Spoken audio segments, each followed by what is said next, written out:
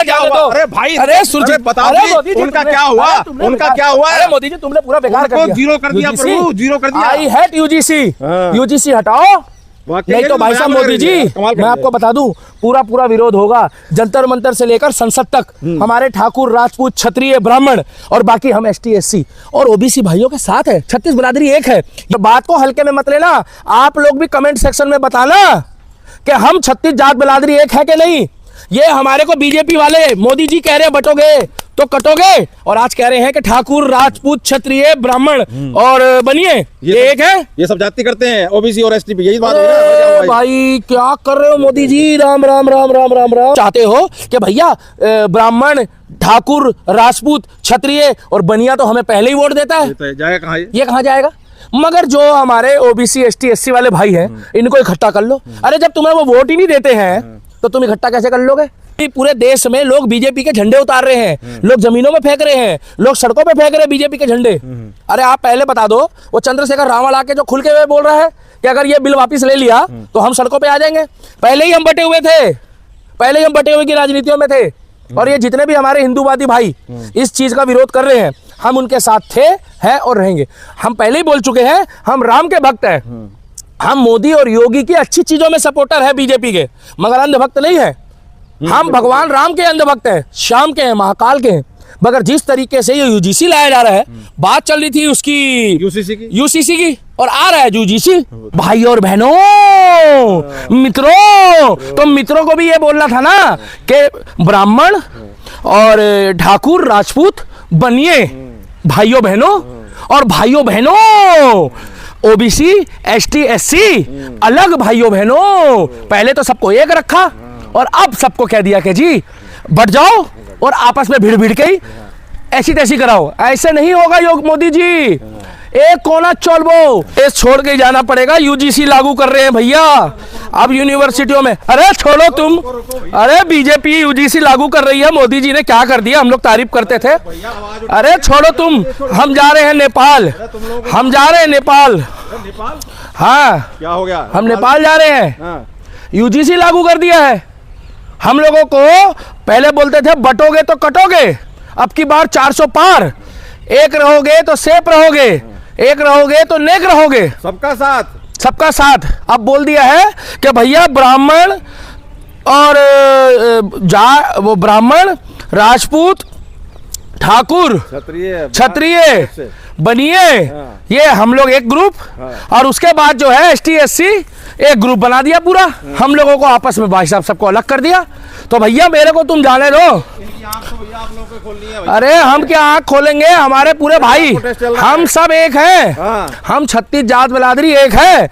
अगर ये चुनाव का एजेंडा है तो हम इनकी औकात बता देंगे, हम जिता सकते हैं। तो हल्के में मत लेना। चाहे ये साजिश योगी जी के लिए हो, चाहे ये 27 के इलेक्शन के लिए हो, हम लोग अगर बटेंगे तो कटेंगे और एक रहेंगे तो सेफ रहेंगे। ये डायलॉग मारा था। भाई और बहनों, मित्रों, तो मित्रों को भी ये बोलना था ना कि ब्राह्मण और ठाकुर, राजपूत बनिए भाइयों बहनों, और भाइयों बहनों ओबीसी, एसटी, एससी अलग भाइयों बहनों। पहले तो सबको एक रखा और अब सबको कह दिया कि जी बढ़ जाओ और आपस में भिड़ भिड़ के ऐसी तैसी कराओ। ऐसे नहीं होगा योग मोदी जी। एक कोना चोलबो।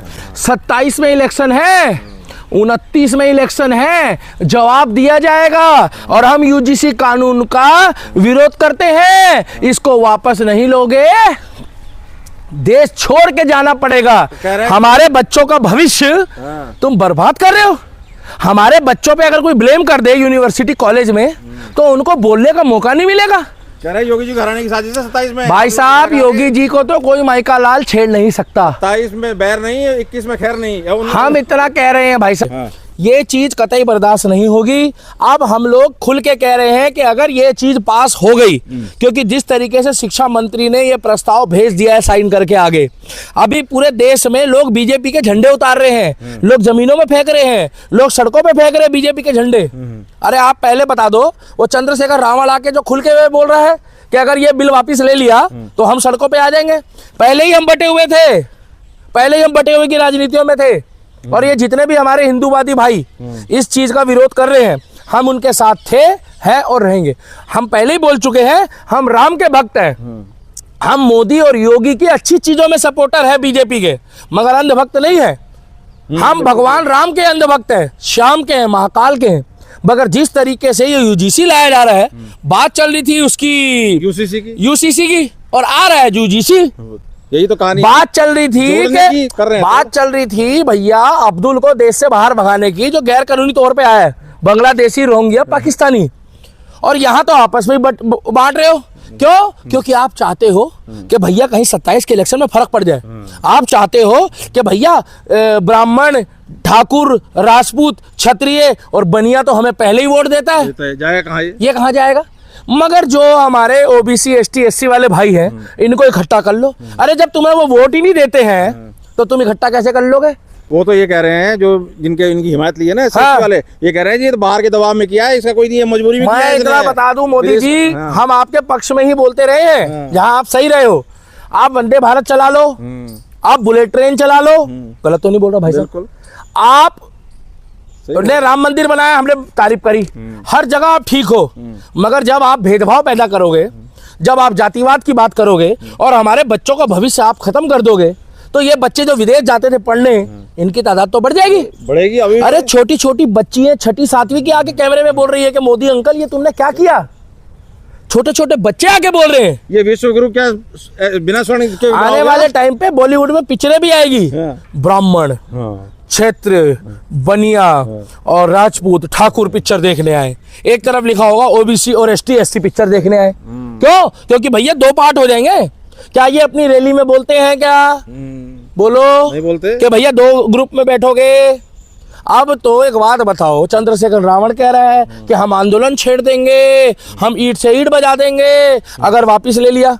आपने, मैं आपको बता दूं, 50% आबादी है हमारी, गलत तो नहीं बोल रहा? बिल्कुल नहीं। हम इसके विरोध में सड़कों पे आएंगे, जंतर मंतर में बैठेंगे, नहीं तो समय रहते ये बिल वापस ले लो। यूजीसी, मैं कह रहा हूं वापस ले लो, यूजीसी बैक कर लो, नहीं तो नुकसान में रहोगे। या सबको शामिल करो ना इसमें, मेरे समझे ओबीसी शामिल कर लिया। अरे यार एक बात बताओ, आप अगर इसमें मौका भी देते कि भैया अगर कोई गलत पाया गया, कोई भी गलत किसी, अरे कमेटी देखो मोदी जी, एक कोना चलबो, बंगाल में इलेक्शन है, यूपी में इलेक्शन है, 29 में इलेक्शन है। अब पछतावा हो तो मैं जब चिड़िया चुग गई खेत, कहीं ऐसा ना हो। और बात को हल्के में मत लेना। आप लोग भी कमेंट सेक्शन में बताना कि हम 36 जात बिरादरी एक है कि नहीं।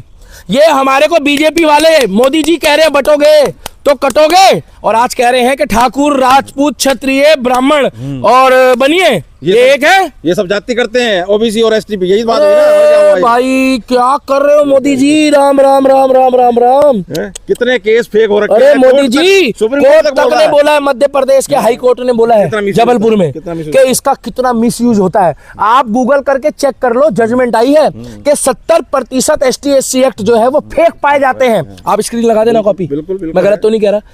70% फेक होते हैं। उन लोगों से पूछो। एक व्यक्ति के ऊपर फर्जी केस लगाया एसटी एससी का, वो 20 साल बाद बाहर आया, उसकी मां मर गई, उसकी वाइफ चली गई इस दुनिया से, उसके बच्चे बेचारे वो हो गए आगे पीछे हैं, और 20 साल बाद वो आया, वो पता लगा वो केस फर्जी था। मैं कह रहा हूँ जितना ही अगर कानून इतना ये दमदार था, आजादी से लेके अब तक इतना इनको दिया गया। भाई साहब मैं जा रहा हूँ, अभी भी कमजोर है, मैं जा रहा हूँ।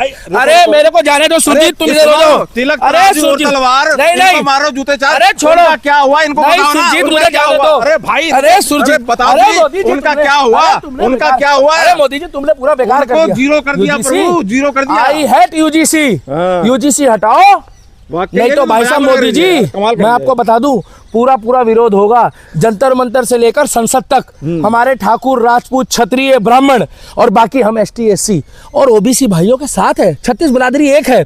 ये तो आप बांट रहे हो। खुद पहले बोलते थे बटोगे तो कटोगे, और अब आप कह रहे हो बटोगे तो मजा आएगा।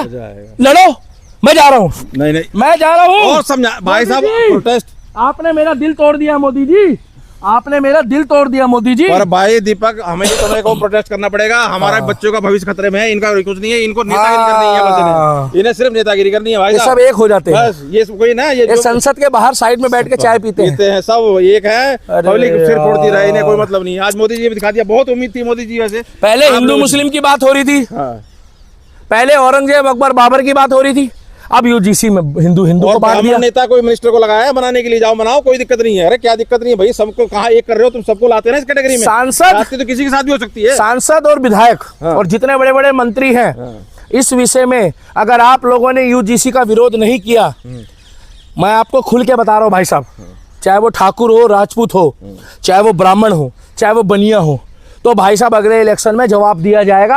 और मोदी जी के साथ साथ बीजेपी के साथ साथ आपका विरोध भी शुरू हो जाएगा।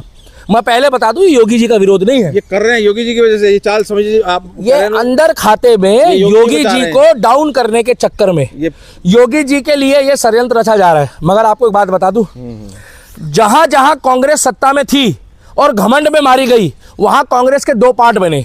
जैसे बंगाल में टीएमसी, आसाम में आपने देखा तो जो पहले हेमंत बिस्व शर्मा की सरकार थी वो कांग्रेस की थी, बाद में उन्होंने अपनी पार्टी बना ली। और तमाम राज्यों में, चाहे केरला चले जाओ, तमिलनाडु चले जाओ, भाई साहब घमंड जो है ना, वो रावण जी का नहीं रहा। आप घमंड करते हो तो 36 जात बिरादरी पे करो, आप घमंड करते हो तो इस बात में करो कि बटोगे तो कटोगे, एक रहोगे तो सेफ रहोगे। मगर आप हमें अगर बांट के सोच रहे हो कि 29 में आपको 400 पार कर रहे थे, आप 240 में सिमट गए। अगर गलती से ये 50% हमारे भाइयों ने हाथ पीछे कर लिया तो बुरा मत मानना, 100 पार नहीं कर पाएंगे। और आप वोट लेने का चारों चंद्रशेखर रावण के, जिन्होंने आपको वोट दिया ही नहीं आज तक।